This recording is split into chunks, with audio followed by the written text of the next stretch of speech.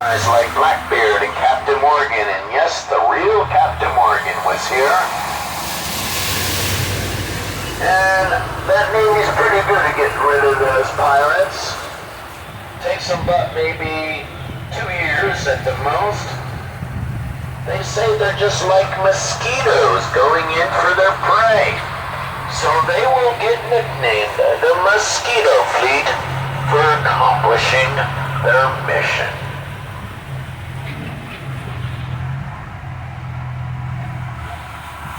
Alright, we made it down here to that rainy southernmost point, continental United States.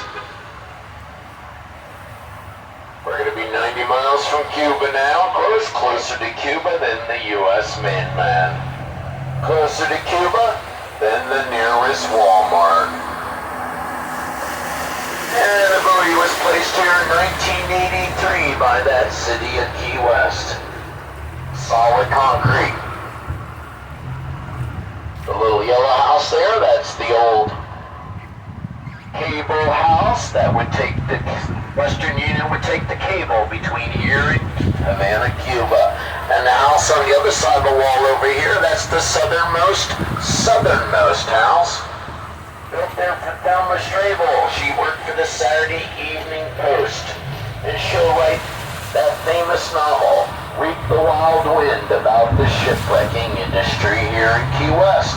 Will be later made into a major motion picture starring John Wayne.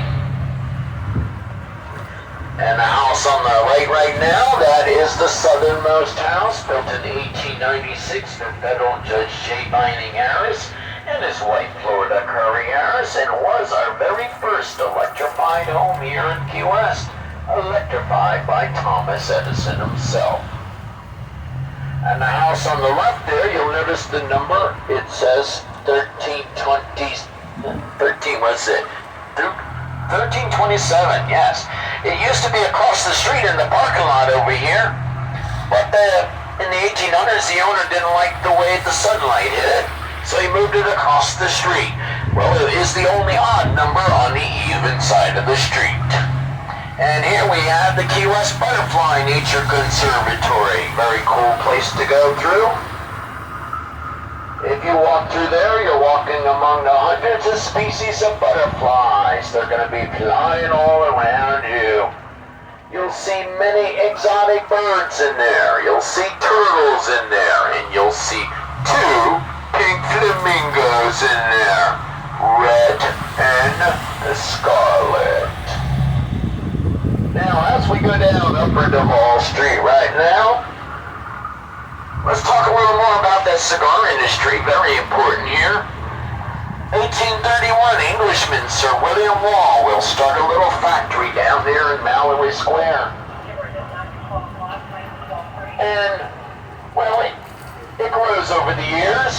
In the latter part of that 1800s, the Cubans, of course, are coming here looking for their independence from Spain. And they bring with them those techniques, of course, of rolling cigars in that day, so it gets very popular here in that day with those cigar industries. And La Tidad, that's sitting next to us here on the right today, that restaurant used to be called La Teresa de Marti in the 1800s. Jose Marti would stand on that second balcony there, and he would give such a rousing speech for the Cuban independence. He was known as the George Washington of Cuba. And when we had those factories here, we had 166 factories rolling cigars. We will produce over 100 million cigars a year for a number of those years. And that would go on pretty good until that Great Fire of 1886. The Great Fire will nearly burn Key West to the ground. Those factories are made out of wood. That tobacco goes up in smoke. In later years, when we have striking workers and hurricanes and stuff, well, that industry finally picks up stakes and moves up to the Tampa Bay area where, well, they started over. Alright, we're going to turn the corner here, and we are going to make our stop here. See if we find anybody here to join.